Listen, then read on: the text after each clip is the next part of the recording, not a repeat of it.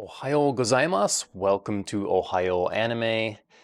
My name is John, and we're gonna get going this late morning to talk a little bit about some anime news and therein related things. Yeah, been a little while since we've had one of these again, so let's have a chat and go through a few things. Let's see. First, we're gonna start things out kind of with just like some good news. Then we're gonna work our way into and probably end with a heavier topic, I suppose we could say. So, take a quiz. I'm gonna talk about an anime I just finished, that kind of thing. So to start, and with the good news, Spy X Family. Someone correct me if they don't say Spy X Family. Like Hunter, I say Hunter. Not Hunter X Hunter. It's always some confusion about those things. So it makes me think it's Spy Family, not Spy X Family. Anyways, yeah, this first one here. So this is, our main podcast, Popcast on the Rocks. I've been talking recently about like the performance of the American comic book industry versus the Japanese comic book industry, and the differences in approaches, that kind of thing. And so here's a kind of good example of what the harmony that the Japanese culture has going in terms of their media. There's Spy X Family or Spy Family that's been in Shonen Jump. It's been a manga for a while, and now they're making an anime. It's coming out. They recently released the air date, which is April 9th, I believe. Yeah, April 9th. You can see it on Crunchyroll. And in the lead up to this, it seems like they've seen a little bit of a sales spike. So Spy Family reaches new sale milestone ahead of its anime debut. This is courtesy of comicbook.com,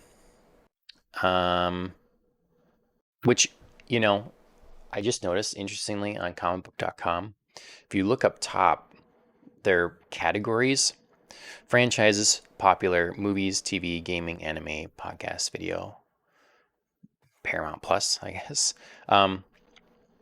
There's no comic book category. Now, I know you can go under franchises, but this is just a different way to sort. It's franchises than DC, Marvel, The Walking Dead, Star Wars, anime again, horror, WWE. Like, it's their categories, not comics specifically. So there's no comic book category on comicbook.com, which again to me is just another of the things that speaks to the kind of sad state of the American comic book industry. But back on topic, Spy Family. Let's see. Before the first episode arrives, it seems that fans are looking to dive into the story via its manga, with some major sales being shared for the series. Spy X Family has reached 15 million copies in circulation. Yeah, 15 million copies. So that's pretty good. And we don't see these numbers for the West. Like, they don't share this kind of thing. And again, so Spy Family first hit the scene in 2019. It's brand new, it's a couple years old. And they're making sales. People are excited for the anime, think it looks good. Instead of deciding to wait, they're diving into the manga as well. If that's something you do, if you like to, work in that harmonious way, consume both things, let me know. Or do you always just do one or the other? You read the manga, and if you have, then it's like, well, why bother watching the anime, and vice versa? Or do you do what seems like other people do a lot and consume both. And on the one hand, I can see people saying, well, if they're basically the same, then why bother with both? But at the same, as if you'd want someone to be different, so you go in for something different. But I think people want something that feels like it is the same. Like, you're not breaking canon then. Both things can exist and be true because they basically are. They cut things out for time or something like that in anime, or draw things out for extended battle sequences or something like that. But anyways, let me know what you think. I'm gonna give Spy Family a try on April 9th when that hits Crunchyroll and see what I think there. Watch that as it comes out each week. There's another thing I was going to mention about this now. Oh, yeah. I was going through my pictures last night. I'm behind on editing photos. And so um, getting them all organized. And I save too many memes to my camera roll all the time.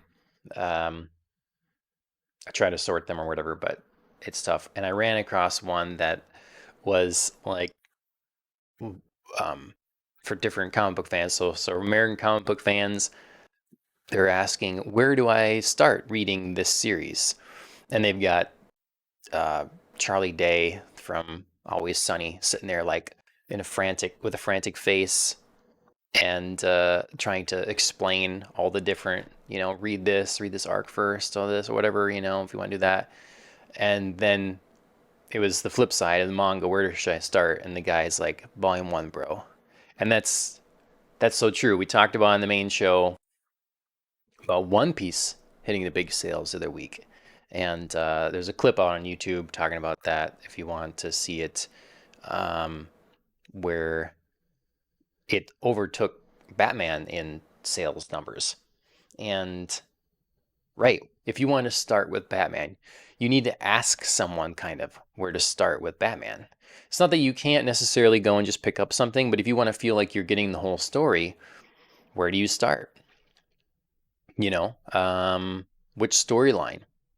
You might go and pick up a graphic novel from Batman, and it's actually one where Dick Grayson is Batman for the time being.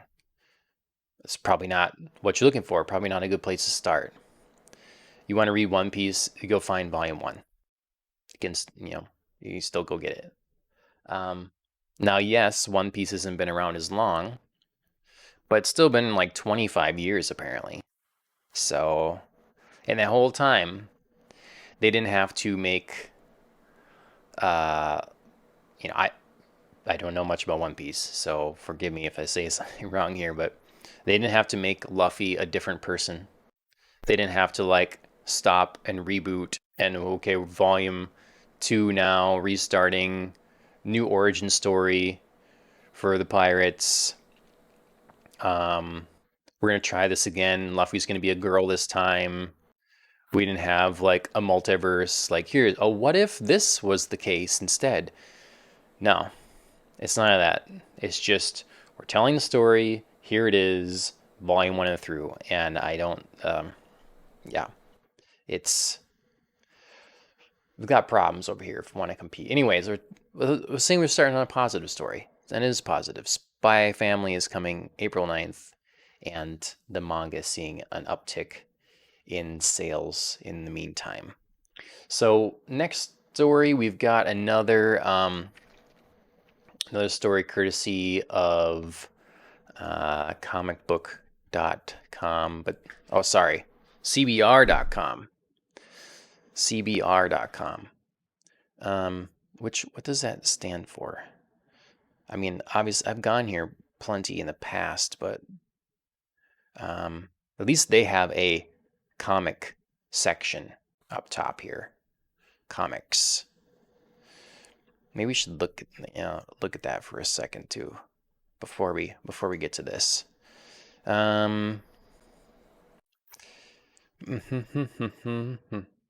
Let's see if there's anything about sales, right? Um, Free comic book day. Marvel celebrates API Heritage Month. Mm.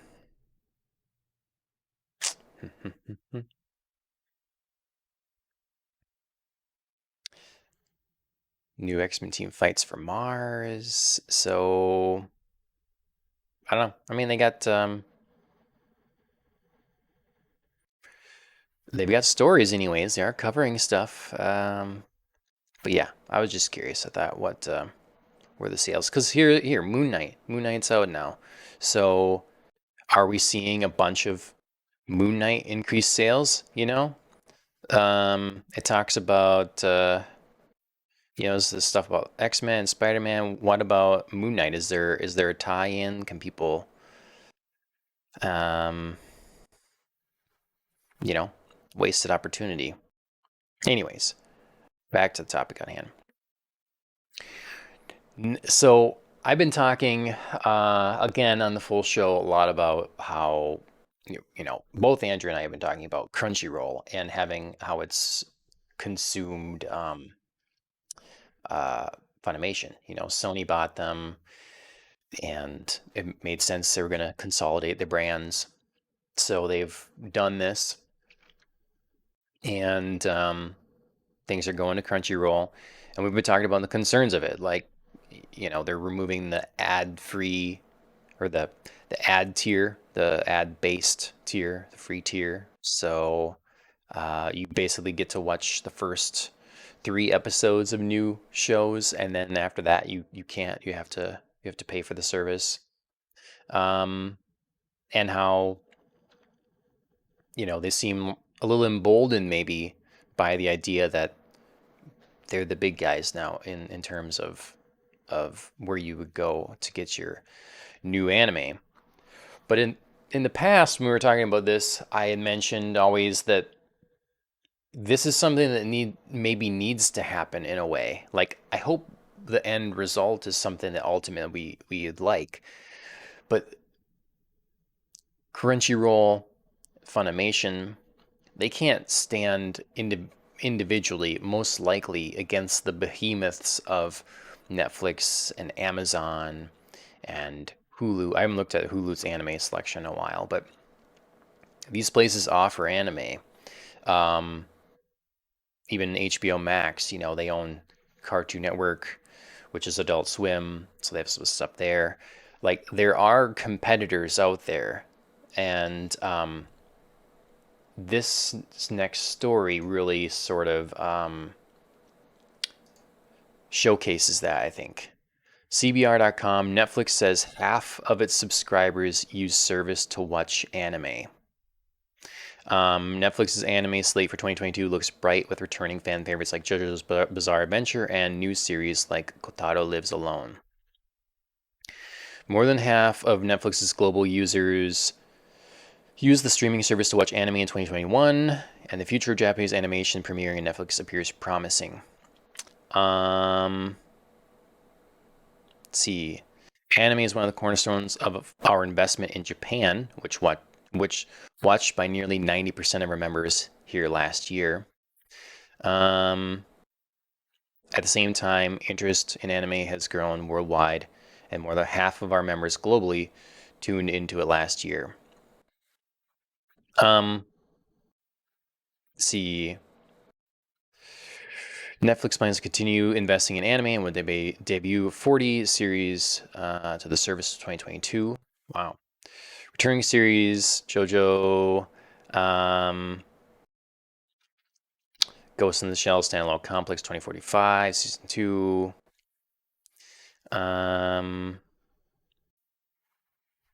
Spriggan. So yeah. Let's see. Cyberpunk, chief among the. Okay, so in 2022, Netflix will also serve as home for several animated series based on other media franchises, of which will be animated by Japanese studios. Chief among these is Cyberpunk Endrunners.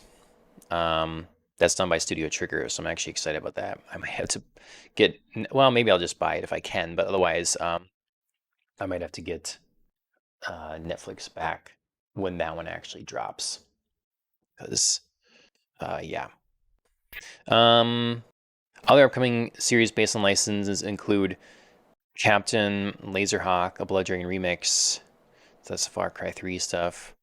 Devil May Cry adaptation, Tom Clancy's Splinter Cell. So this is what I'm wondering. So when I first heard this, I thought, okay, what are they counting here? Are they counting Castlevania and Arcane when they say this? When they say that half of their customers watch anime? Now, maybe that's not a big deal to you or whatever, but I mean, it does factor in. Something like Arcane was a really big show, it seemed. And I know a lot of people watch Castlevania. So, and then there were some other ones like Blood of Blood of not Titans, Blood of Olympus. I forget. Um, there's a couple other ones too. So, and they were good, but not anime. So I'm just curious if if that's what's being counted here. Anyways, Netflix is huge, and this is a pretty huge story. Either way, whatever the case may be, that half of subscribers have watched anime in the last year on it. Um, so yeah, Crunchyroll needs to be there. It needs to be strong, and I think it's important that it has Funimation now. Funimation, I don't think likes to tell their paid subscriber numbers because they probably didn't have that many, in comparison to a lot of these other groups. So yeah, I think, Netflix is hopefully going to keep Crunchyroll on its toes and keep it from getting um, too cocky or something like that, and vice versa. And then we'll have the other players in there of Amazon and HBO and Hulu as well. So where do you get your anime?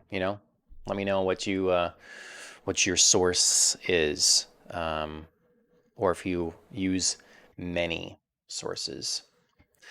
Da, da, da. Oh, there was one other thing I wanted to talk about in relation to that. So, um, there's always a fear, for me, anyways. We see it with the way Western comics went. If you get a theme, we're going to talk about this a lot, probably. Um, Before Disney bought Marvel, and um, there's a reason Marvel was up to be acquired. They weren't doing well. Um, I suppose it kind of saved them to sell the rights. That's why they were selling the rights to make movies.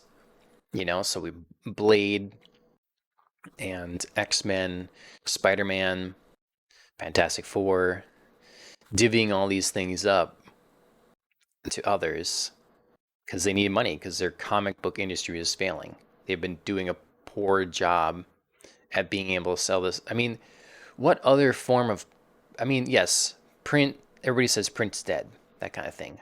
Manga proves that wrong, I'd say.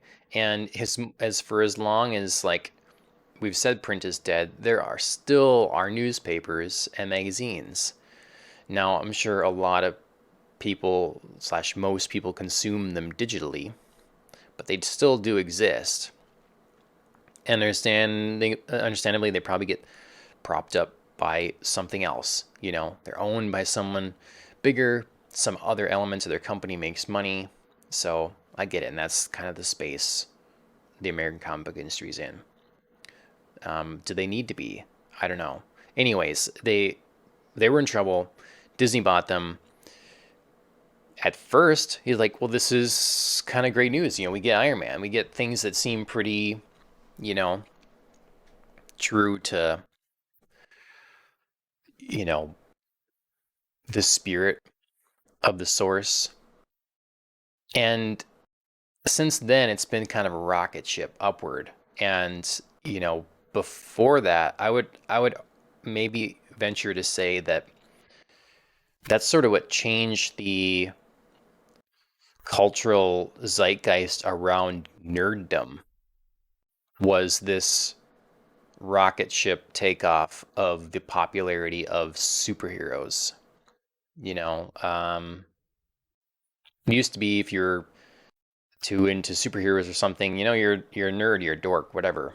Now it's I think it can't be further from that. That's like the main thing of, and the question is, has this been a good thing?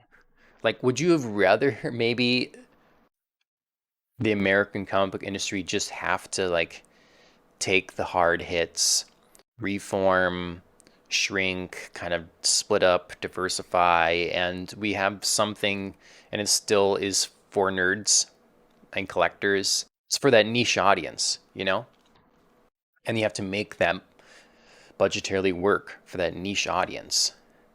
Now we have superhero everything, and now we have with so many people's fingers in so many pies, we're not getting authentic or um, spiritually true adaptations anymore.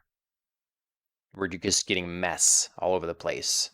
People just doing whatever they want, using the opportunity to take a name and make it into something that they want.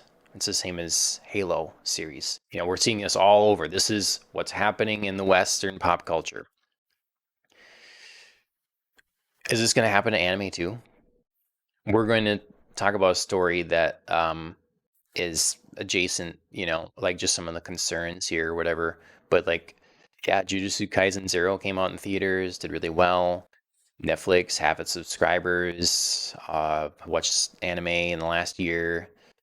It's getting bigger and bigger. You go shop around, it's not hard now to find anime-based merchandise, t-shirts and whatever. It used to be like it was just Pokemon. That's all you could get basically. Go in the toy aisle, maybe find some Yu-Gi-Oh and stuff too, or something like that.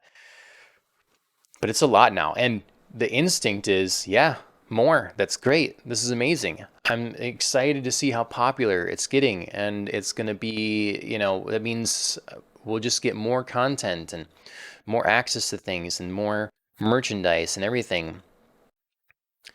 But we might just go through the same thing because as it gets popular, more people hear about it, and then more people come in, and people that come in that don't really like what it is, the people that have been consuming it like, and now they want it changed. It needs to be different for them.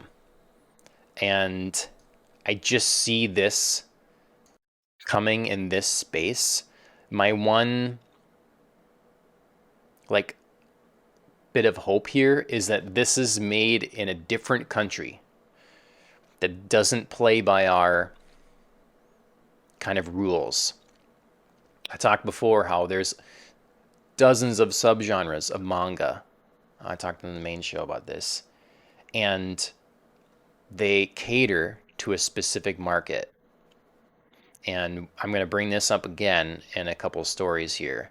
But yeah, I don't know, think on it. Like, there's nothing we can do about it, right? There's nothing we can do other than I'd say if you're in a community, if you have friends or whatever, and you like something, you like an anime or a subgenre of anime or manga, someone else comes and doesn't like it, say, well, it's not for you.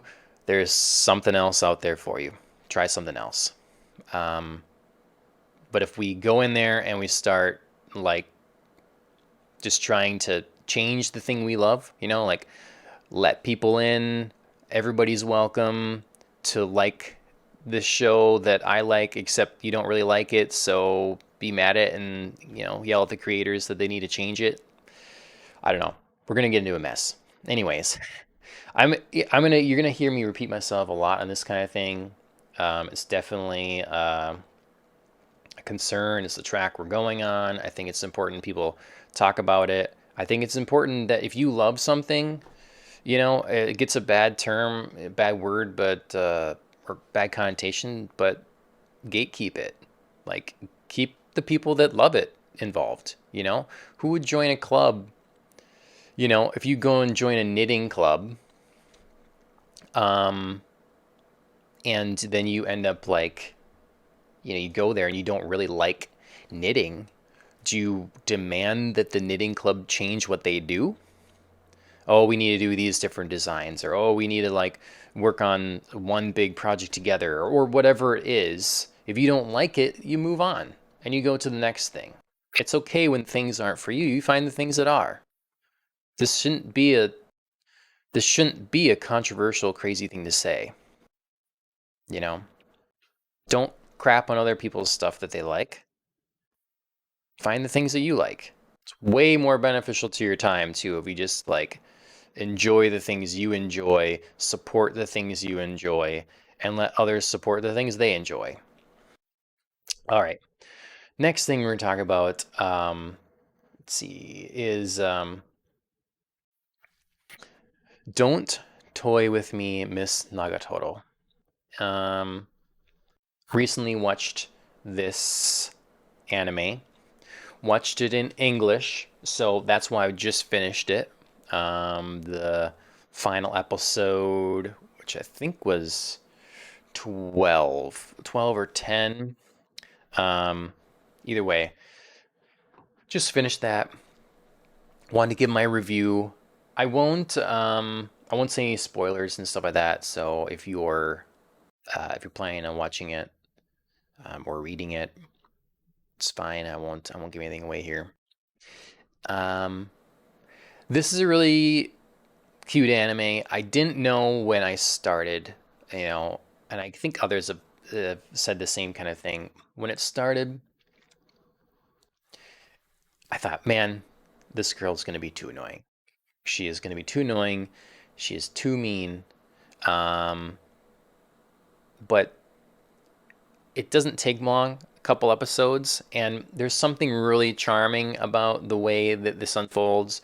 There is like you know, anime does well when it has something that, an honest thing that it's exploring and just elevates it to the, you know, more extreme and ridiculous. Um, this has got a great opening and ending song. I think it's got really nice art and fun animation. They balance well the the look of the sort of regular, as I'm sure there's a term for it, but the sort of regular aesthetic of the characters when they then switch to like, she has this thing where she's kind of hitting the main character's head, and her arms become basically like noodle arms. It's that thing where it really exaggerates or makes something super unrealistic. Um, Maid Sama was like, I think went a little bit too far in this, where so often, multiple times throughout the episode, the characters would fully switch to like their chibi forms, basically. Um, and so I think they can be a little much, but they did that amount well in here, and yeah, it's very cute. It's not that long. I guess it's been renewed for a season two, so I would certainly give it a shot if you have Crunchyroll. It's all there now, so you can go ahead and power through it. It's I think it's a good time and well worth it. So that's my review. Nothing. I'm not saying anything too crazy there. I don't want to, like I say, I'm not going to give anything away. I just recommend it if you're into that kind of slice of life rom com kind of thing. So, okay, we're gonna kind of. I don't know if I guess she'd qualify. I don't know. I don't know. But we're gonna take a quiz from Crunchyroll. Um, this one, which of these five tsundere characters are you most like? So, um, tsundere meaning like a cold, kind of often maybe angry, stoic character that kind of warms up over time. So yeah, we're gonna take this and see which am I most like. Why is this looking funny here? What's happening?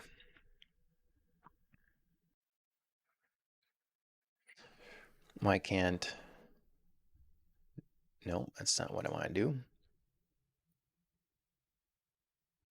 Does this start over here or something?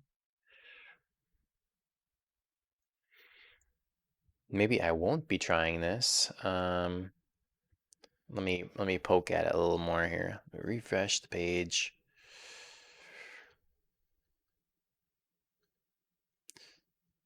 Which of these? Let's see, click on it, and it just brings the same page back. I don't know what's happening. I think I'm not going to be taking this quiz, guys. Let me see if this other quiz, out of curiosity, works. Yeah, this one has a start. I was gonna do this one. Let's see, I'll show you here. I was gonna do this quiz as well.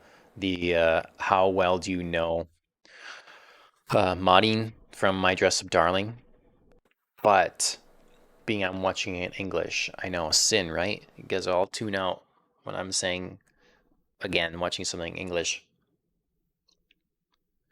but yeah, it's not over yet in English. I don't know if there's I think I'm caught up, but there's a couple left yet, so I'm not gonna take that one. But yeah, you see how this quiz this has a start button. Um, the other quiz I was trying to take does not have a start button. So yeah, we'll have to try that one another time and move on to our last topic, which again, we're gonna get into some of the stuff I've already been talking about on this. We're gonna go through some of this here. This is courtesy again of comicbook.com. Anime interview. Colleen Clinkenbeard. It's funny, I've never heard this name, though she's in a lot, on the anime industry's growth and female empowerment. So it's a pretty lengthy read. I'm not even gonna like address their questions posed to her and all that stuff exactly in a number of ways, but there are a few statements I want to go over that are concerning. Now, obviously, there's just one person, but I feel like this kind of attitude is getting more and more prevalent, and it's exactly the problem I've addressed already when Andrea and I on the regular show were talking about Doctor Who and some of the other problems in like Hollywood then, and about that subgenre thing, like I was talking with manga. And you'll see what I mean when we get into this. Let's see.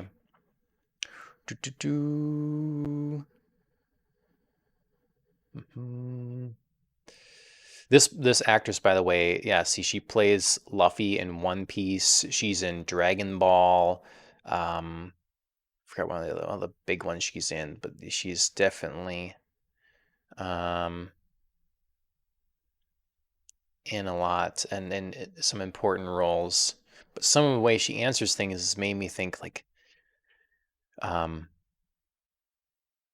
she watched anime? Let's see.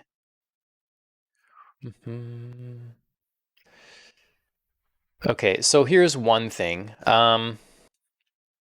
So for context, we'll make sure I'll read the question so you can get it. When it comes to the roles you've done, The list goes on and on. One thing I find interesting amongst audiences who are unfamiliar with anime is how often women play male leads in anime. Obviously, you voice Luffy in One Piece and nail each line. Do you go into a different mindset when preparing to play Luffy as opposed to any women you've played? Has voicing Luffy ever presented you with a challenge because he's a boy? She says, interesting. It's interesting. Luffy is one of the freest, quote unquote, freest roles I play. When I drop into his voice and start dubbing an episode, it feels very loose and uninhibited. I really question my reads or choices. I'm not entirely sure if that's because how long I've voiced him. In the beginning, I did a lot of questioning myself, or if it's because he's a male character and therefore less restricted than a typical female character. What does that mean? Less restricted than a typical female character. Or if it's because it's a male character and therefore less restricted than a typical female character. I don't know. I don't understand what that means. She continues, probably some mix of both. I long for the day when female characters with that sort of unrestrained, carefree nature are more prevalent as lead characters in anime. Yeah, I don't understand unrestrained. I think part of this again is that, as I'd said on the regular show, manga seems, in Japan anyways, more accepted broadly. And there are so many subgenres. We gifted a co-host, Andrea, one about pregnancy, first time motherhood. That's not made into an anime, I don't think. Only so many things get made into anime, and a lot of those things get made into anime are certain subgenres. They're not all the crazy different ones, or the ones that has such broad sweeping different topics that are being covered. So like shonen, Shonen Jump is a big magazine, and therefore in the subgenre of shonen, action anime for young men is popular and something that's shown to sell. So yeah, a lot of things that are made into anime are designed for that group of people. That I was blanking this word for whatever this demographic. That doesn't mean that, when I think of this, she says this unrestrained female leads, I think of Kill la Kill.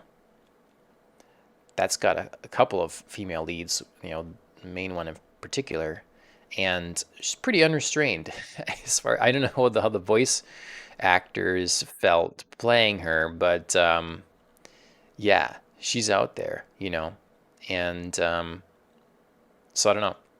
And that's still like would be considered, I suppose, a shonen. So I thought that's interesting. What other things can we talk about? If you have feedback, comments on this kind of story, please let me know. What do you think she would mean exactly by unrestrained? Like, what are the restraints that she's saying are being put on female characters? And here the question: shonen anime is hugely popular in the United States, but the medium has stories for everyone. Women have their voices and interests expressed in tons of shoujo / yosei series. Do you feel the anime does a better job catering to the demographic than, say, television stateside? How do you think the anime industry could do better? So, that's the question. Here comes the answer. I think in more recent years, the studios creating anime have done a better job incorporating female voices into the shonen anime and on allowing shoujo series to appeal to all viewers. Again, allowing shoujo series to appeal to all viewers. Again, what does that mean exactly? That should be the direction we're aiming for, I think. Not male anime and female anime, but anime with different flavors for every palate. So is that saying this one anime having different flavors for every palette? This is why the story freaked me out. To get into this stuff because this is the exact problem with Western culture is that everything needs to be for everyone. I said this on the main show a couple of times now. I'm going to say it ad nauseum on here again. Not everything needs to be for everyone. She's implying to her there's a problem potentially with male anime and female anime. And this to me stems from the idea that men and women aren't supposed to like or don't like different things potentially. Um, so she continues, the one thing I'd like to see change even more is the treatment of female characters in anime of all genres. Female characters are too often driven by their desire to appeal to men or support men, and too infrequently by their own motives and storylines. Um, well, maybe their own. They also tend to end up in the background, waiting to be rescued or fixed in some way. I mean, yeah, you can point to examples, of course, like, Winry in Full Metal Alchemist. A lot of times is like in the background. The show is for young men. It's stars Edward and Al. So yeah, she is in the background. But how about um, Akame got kill? Now I know I want to say Akame got killed zero because then Akame is the star in Akame got killed zero. But that's a manga, not an anime at this point. So but I think that you're in Akame ga Kill as well. There's a lot of female characters. A lot of them are very powerful, have their own motivations, and Akame in particular, even though she's not the protagonist and who we experience the story through, it is named after her. It's kind of like the Legend of Zelda. Yes, you play Link, but it's Zelda because Zelda is the critical part to the storyline. I'd like to see more strength in the female characters we see in anime, so both girls and boys watching anime as they grow up can find things to admire in those characters rather than looking to male leads for inspiration.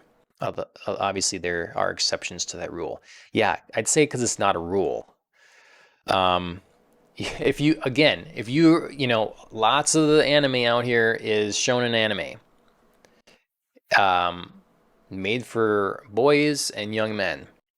So yes, those things are often going to star young men. That's why we get middle schoolers and high schoolers saving the world, and it's going to feature them, maybe getting the girl, rescuing the girl. That's not shocking, and there's nothing wrong with that. Like that's fine. It resonates with people. Um, and what this suggests to me is that's not okay, and you'd rather change that. Well, now you're changing the genre. You're making a product that is no longer tailored for the demographic it's tailored for. That's where you look to a different subgenre.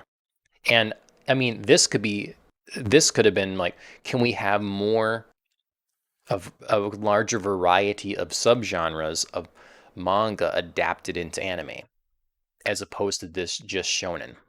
Because yeah, we get shojo too, but it's a lot of shonen. The big series that we talk about all the time, Demon Slayer, you know, the ones that blow up. But there's a reason for that. Like this, there's an audience in America that's resonating with, and maybe it's because the American comic book industry is such trash. They don't have anything to go to from them, So maybe it's an audience that feels deprived of content for them. Well, they've got a surplus of it now if they're in the anime industry or they're into anime. So maybe yeah, we need more subgenres coming in. But this implication that we need to change, that we don't want male anime and female anime, but a big blah of vanilla crap with everything mushed together. And this is someone in the industry, that's someone that's prevalent, as voice acted for years here. If this is the kind of like stuff that spreads, uh, not good. It's not good. We'll have anime will see its rise and its peak. It will get super popular, and then we'll see people start to leave it because it's no longer actually something designed for them anymore. It's something that's trying to be designed for everyone. And you know, I question as well your um, trying to find different anime and manga if you only see these types. And I question like your balance and taste as a person if you like can't um, appreciate a variety of genres.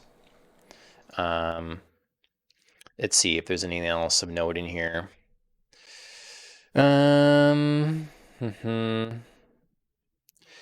Obviously, question. So, obviously, you do tons of work on anime behind the scenes as an ADR director and such. How does your experience with shifting between work in the recording booth and to the soundboard? Um, oh, sorry. How has your experience been shifting between work in the recording booth to the soundboard? Would you say this side of the industry is also embracing female talent and growth?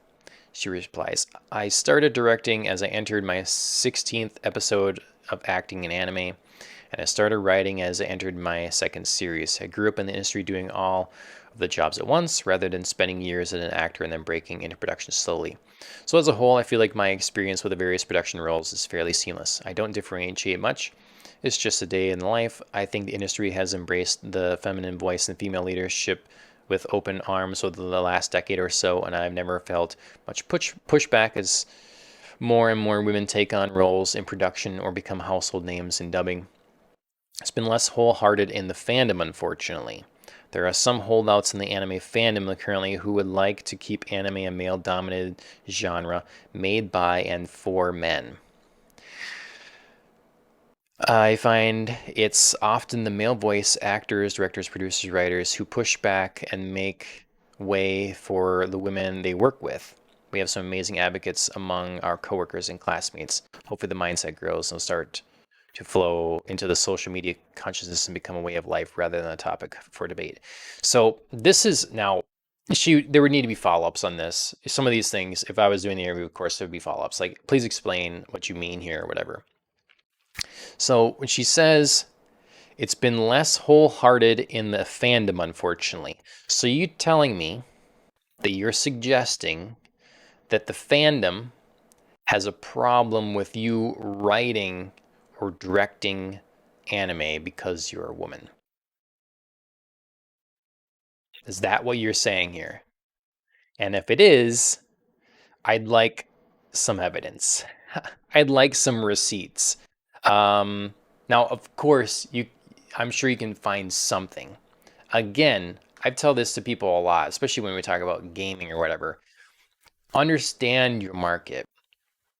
A lot of stuff on the internet for gaming and anime, a lot of people involved in that are going to be children. They're preteen, teen children. And in this world today, you've got a lot of kids that are growing up with the idea that to be, you know, to have a sense of power in their life or to do something cool, they can sit out there and troll. So you're going to have, so like, you can't sit and take too seriously the bile of children online as if it represents the market at whole, at large. So I'm sure there's some, dumb shit kid that has said something somewhere. I think, though, likely this is more of a gaslighting kind of thing where you have someone that has complaints about maybe like the statements you had previously how you don't want to see male anime and female anime, and we need to you know make it so there's um, like in within the same anime, there's more women of strength. Maybe it's those kind of statements that are um, getting you pushback. Maybe it's that kind of thing, not because you're a woman and they have a problem with a woman writing and directing. Maybe it's because of the take you have. Um, maybe it's because they're worried you want to change the thing that they love. Does that seem reasonable? If you have something you love and someone's coming in and wants to change the thing you love, maybe you would be worried or upset. Maybe that's the pushback you're actually talking about, but you'd rather gaslight and say that, well, because I'm a woman, you have a problem um, with me. No, we have a problem with the way you're maybe tackling your job, and this is the whole kind of thing that leads to why it's companies like Crunchyroll that are going to be responsible for um, adapting the voices, changing the voices in in your favorite shows. They're going to take the original dialogue and they gotta make it their own, you know. But you don't want them to make it their own. You want it to be what it is. And I know there's different viewpoints on this. Like some people want it very literal. Some people like will understand that won't make a lot of sense if it's, especially in a comedy, if it's too literal. No one here will understand it. But I think most people can agree there's a going too far when you start changing the intent of characters' dialogue. And so I think that's a fear, especially if we see the industry grow and potentially consolidate under certain large companies. You're not going to have the options to go to someplace that has a more faithful translation. So, all right, I could go on and on about this stuff. I've been talking for 50 minutes here. I hope it's, I hope you don't come here and think it's all bad news because it's not. I'm just saying, if you love anime and you love manga, just, you know, support what you like and don't be afraid to um, let people know, like, hey, if you don't like this, that's fine. Like something else, not a problem. Just don't try to change the thing that I like. And when it's coming from within inside the industry, it's concerning because every other fandom that I've liked since childhood has been um, demolished or near demolished in one way or another when it comes to media from the West. The last holdout is new stuff, things that aren't franchises yet, things that maybe didn't become franchises. They're a limited thing, and then Japanese content. So if that goes, boy, I am really homeless then. So I'm sure there's some of you out there that feel the same way as well. Let me know if that's the case. Um, or if you think I'm crazy here. So I have this show. It's Ohayou anime. It's just kind of my thing. I can come on here and rant and not annoy Andrea so much. Appreciate Andrea's my co-host from Popcast on the Rocks. Appreciate her friendship a lot, and I don't need to rant about all this stuff too much to her all the time to just bother her. So, but for others of you out there um, that are um, share similar viewpoints or that don't, give me your feedback. It'd be much appreciated. Give us a follow. Our regular show, which is a little less ranty usually, and we also cover in-depth spoiler reviews of the Western shows we do watch yet. So like we just finished watching Raised by Wolves season 2, so that you can find on our YouTube channel, our podcast. These won't be in podcast form, but our regular podcast is on your favorite podcast directory. And I'll try to be more consistent with these. It's just kind of, when there's news to talk about that interests me, then I'll pop on and do one of these. So, anyways, appreciate you very much for spending the time, and we'll see you later.